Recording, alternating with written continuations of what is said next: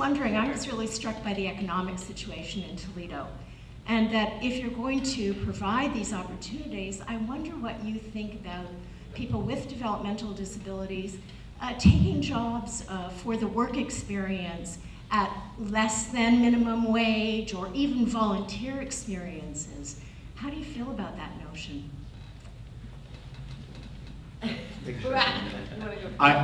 If I could go first, I think it's a terrible idea.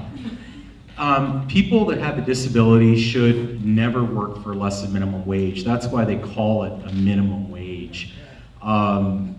It just doesn't make sense. I think it devalues people. I think that we're setting employers up for legal issues, whether it's through employment standards or health and safety legislation, if there's an accident where they could be sued.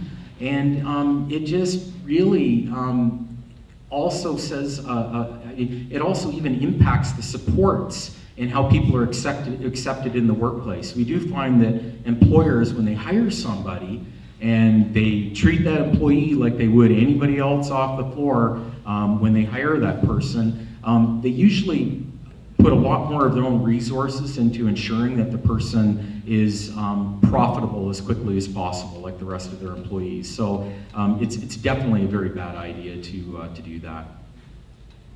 So I'm not going to disagree with my colleague.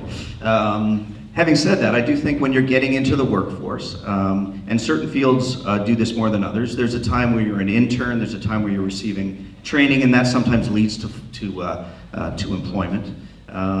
So media is notorious for this, working for numbers of years for less than minimum wage or for the coffee money, basically. So I think we should, I worry about us getting too entrenched of there's no value in working unless it's a minimum wage job. And I think we need to continue that discussion. I'm also aware that there are some folks that we support who are well-intentioned, and when I talked earlier about a certain level of productivity, minimum wage in Ontario is at 11 something and is moving up to $14. There's an expectation that you're able to produce $14 an hour's worth of output.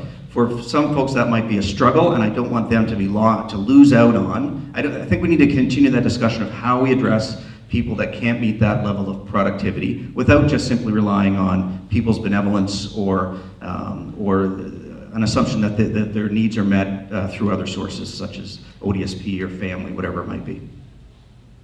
It's a great question. I think we battle with that all the time. So we have a pretty large employment program at Corbrook.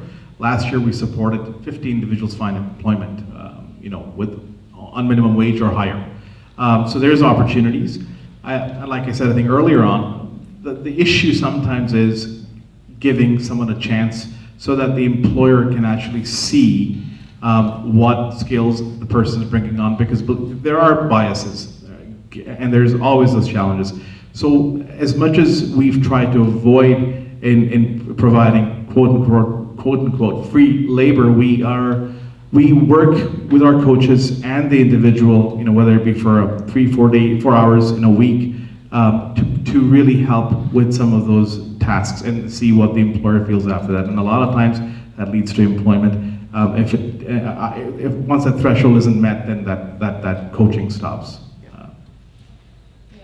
Maybe just to add a little bit, the goal would be that people who are working are making a minimum wage.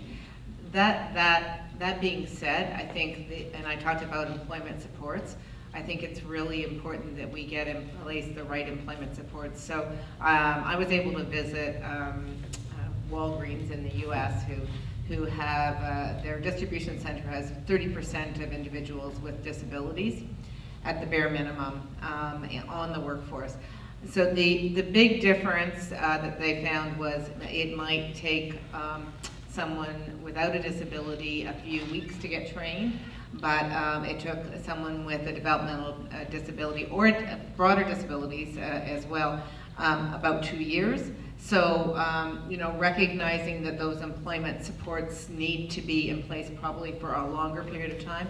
And also they recognize that there was ups and downs, and this would be true for all people with disabilities, that we would see that sometimes they need some additional supports at periods of time, so there needs to be somebody to reach out to for those additional supports.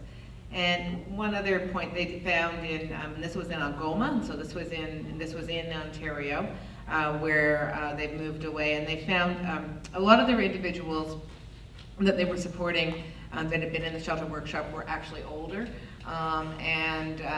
So they found that many of those individuals want to go into meaningful volunteer work, but real volunteer work, not volunteering where a paid job, but volunteering, at the hospital, or volunteering in all of those kinds of environments where we would all volunteer, and that was very successful. I think that they think that has had a lot to do with their age cohort of folks that were in the sheltered workshop. Some people did get jobs for sure, and that worked out really well. But the real meaningful volunteerism seemed to work for some folks as well. Great, thank you, thank you.